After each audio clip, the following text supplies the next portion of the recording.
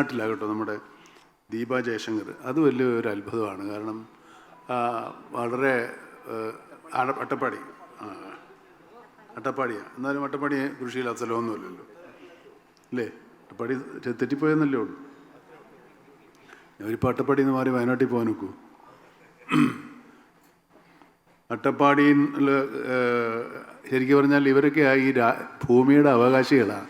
ഈ അട്ടപ്പാടിയുള്ള ഇവരൊക്കെ, നമ്മളൊക്കെ ഭൂമി കാശ് കൊടുത്ത് മേടിച്ചാൽ ഇവർക്ക് ജന്മം കിട്ടിയവരാണ്. ഇവരൊക്കെ ഈ ഭൂമിയിൽ തന്നെ ജനിച്ച് ഇവിടെയുള്ള ആൾക്കാരാണ്. നമ്മളൊക്കെ പലരും ചരിത്രപരമായിട്ട് ആലോചിച്ച് കഴിഞ്ഞാൽ വേറെ എവിടെ നിന്നൊക്കെ വന്നവരാണ്.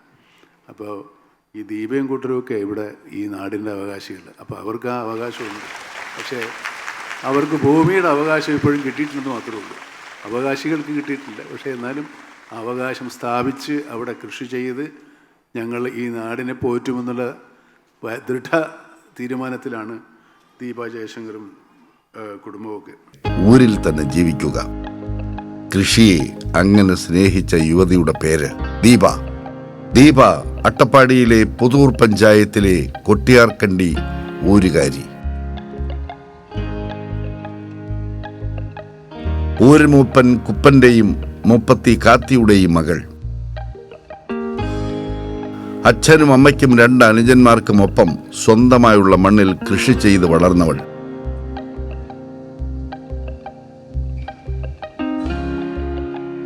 ജീവിത പങ്കാളി ജയശങ്കർ. ജയശങ്കറും കർഷക കുടുംബത്തിൽ നിന്ന് കൃഷി ചെയ്യുകയും പഠിക്കുകയും ചെയ്തുകൊണ്ടിരുന്ന മിടുക്കൻ. കല്യാണം കഴിയുമ്പോഴും ജയശങ്കർ വിദ്യാർത്ഥിയായിരുന്നു. പിന്നീട് ബിരുദമെടുത്തു. താലൂക്ക് ഓഫീസ് ജോലിക്കാരനായി. ജയശങ്കറിന് നിയമനം കിട്ടിയത് കാസർഗോട്ട്. അങ്ങോട്ടേക്ക് പോകാൻ ആ ചെറുപ്പക്കാരൻ ദീപയെ ക്ഷണിച്ചു. അത് തള്ളി. അച്ഛനും അമ്മയ്ക്കുമൊപ്പം നാട്ടിൽ 4 ഏക്കറിൽ കൃഷി ചെയ്ത് ജീവിക്കുമെന്ന് തീരുമാനിച്ചു ദീപ. 15 കൊല്ലം പിന്നിടുന്നു. ദീപ ഇന്ന് അട്ടപ്പാടിയിലെ വിജയം കൊയ്ത കൃഷിക്കാരി. ദീപയുടെ വിജയരഹസ്യം പരമ്പരാഗതവും ആധുനികവുമായ കൃഷി രീതികൾ സംയോജിപ്പിച്ചത്.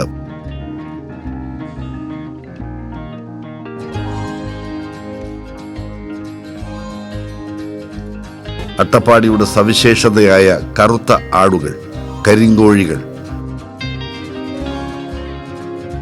റാഗി, ചാമ, തിന, മരച്ചീര തുടങ്ങിയവയെല്ലാം ദീപയുടെ കൃഷിയിടത്തിലുണ്ട്. ഒപ്പം കുരുമുളകും തെങ്ങും കവുങ്ങും.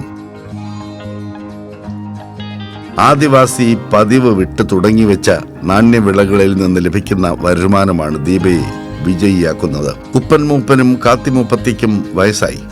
എങ്കിലും ഊരുമൂപ്പരുടെ കടമകൾ അവർ ചെയ്യും. തർക്കങ്ങൾ തീർക്കലും കൂത്തും ആട്ടവും പാട്ടും. അവർക്ക് വയ്യാത്തപ്പോൾ ദീപ ആ ദൗത്യമേൽക്കും. കുടുംബശ്രീ കൂട്ടായ്മയിലും പങ്കാളി. അട്ടപ്പാടിയിൽ നിന്ന് ഞങ്ങൾ അംഗീകാരത്തിന്റെ വെള്ളി വെളിച്ചത്തിലേക്ക് കയറ്റി നിർത്തുന്നു. മണ്ണിൽ ചവിട്ടി നിന്ന് മാറ്റങ്ങൾ കയ്യെത്തിപ്പിടിച്ച കൊട്ടിയാർക്കണ്ടി ഊരിന്റെ കൊച്ചു മുപ്പത്തിയെ.